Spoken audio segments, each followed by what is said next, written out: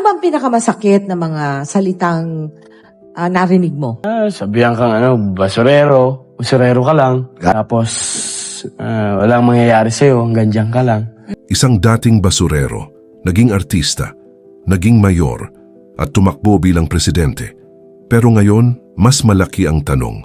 Si Isko Moreno Dumagoso ba ay isang tunay na leader o isang mahusay na politiko? Para maintindihan yan, hindi sapat ang tingnan lang ang kanyang mga proyekto o ang kanyang mga talumpati.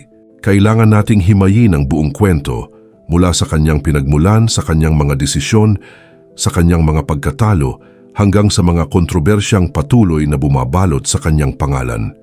Lumaki siya sa Tondo, Maynila.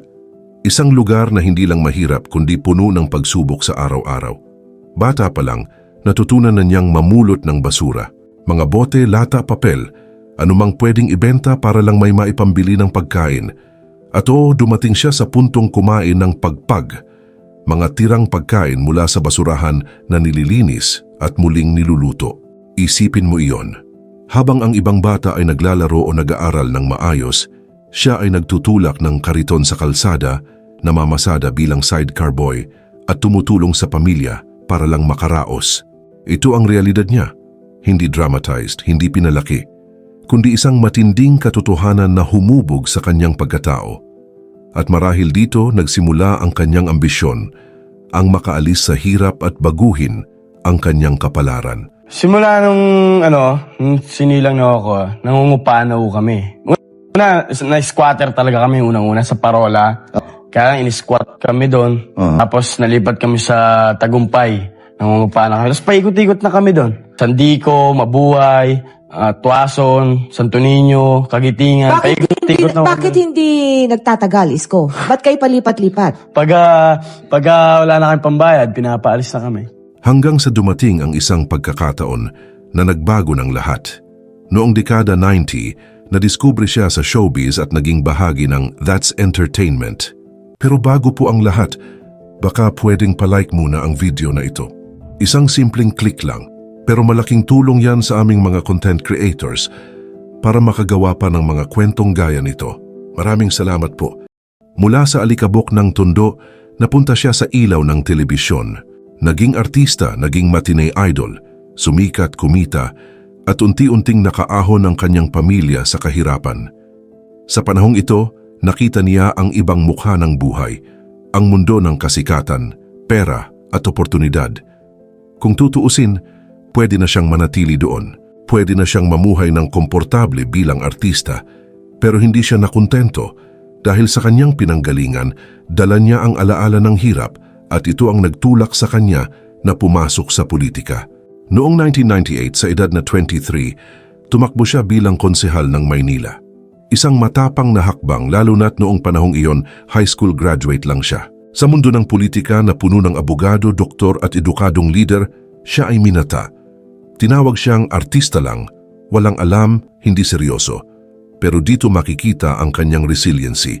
Imbes na umatras, pinili niyang magbago. Habang nanunungkulan sa gobyerno, nag-aral siya. Pinagsabay ang trabaho at edukasyon. Tinapos niya ang kanyang college degree sa Business Administration at kumuha pa ng mga kurso sa leadership at governance. Unti-unti, hindi lang niya pinatunayan ang sarili, binago niya ang perception sa kanya. Mula sa minamaliit, naging seryosong leader. Umakyat siya sa politika, naging konsehal, naging vice-mayor at kalaunan ay naging mayor ng Maynila. At dito siya mas lalong nakilala, lalo na sa kanyang estilo na mabilis, visible at diretso sa aksyon. Pero hindi siya nakontento sa lokal na pamumuno. Noong 2022, gumawa siya ng isang desisyon na maglalagay sa kanya sa mas malaking entablado, tumakbo siya bilang Pangulo ng Pilipinas. Isang napakalaking hakbang.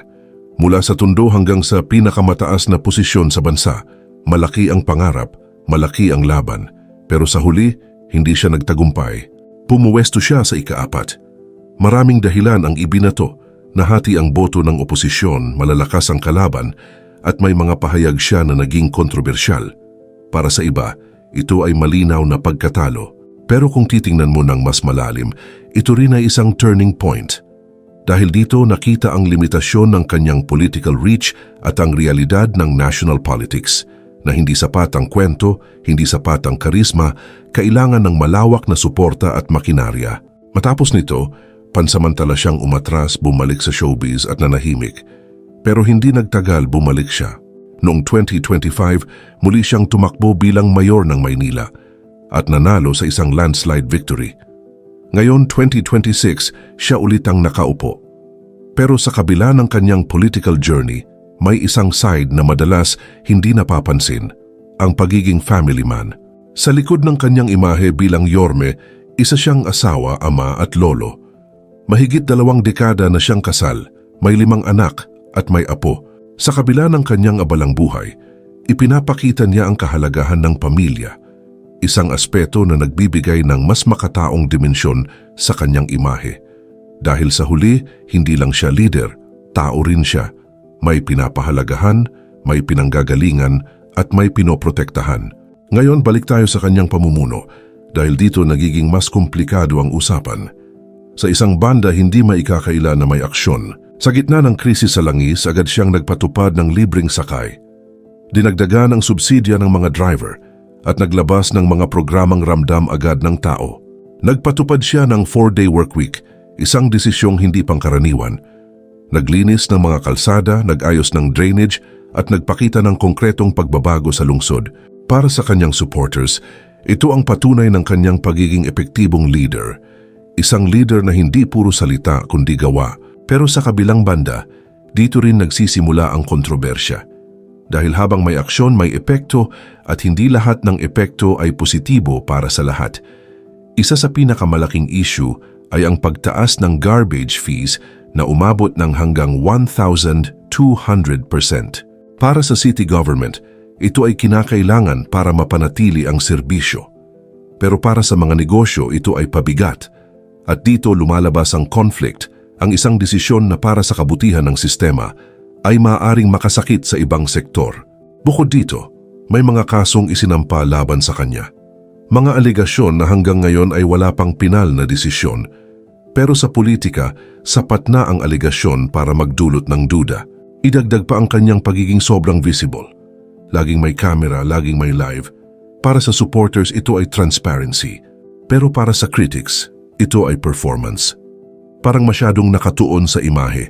At hindi rin mawawala ang political rivalry dahil ang Maynila ay isa sa pinakakompetitibong political arena sa bansa. Sa ganitong environment, ang mga issue ay nagiging bahagi ng laro. Idagdag pa natin ang kanyang ambisyon. Ang pagtakbo niya bilang Pangulo ay naglagay sa kanya sa national spotlight at kapag nasa ganitong level ka, mas mataas ang expectations, mas mabigat ang kritisismo at mas mabilis kang husgahan. At panghuli, ang usapin ng consistency, ang pagbabalik niya sa lokal na posisyon matapos tumakbo sa national level ay para sa iba ay praktikal, pero para sa iba ay tanong sa prinsipyo.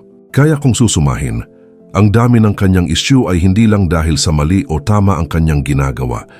Ito ay dahil sa kombinasyon ng kanyang personalidad, estilo, desisyon, visibility at ang sistema ng politika mismo. Ngayon, balik tayo sa pinakamahalagang tanong, sino ba talaga si Isko Moreno Dumagoso? Isang batang galing sa hirap, naging artista, nag-aral, natalo, bumangon, at muling naglingkod, o isang politiko na marunong mag-adjust, mag-strategize, at manatili sa kapangyarihan? Ang totoo, maaring pareho. At marahil doon siya nagiging kakaiba. Dahil hindi siya madaling i-define, may mga humahanga sa kanya dahil sa kanyang kwento at aksyon. May mga kritiko dahil sa kanyang estilo at mga desisyon, at pareho silang may punto.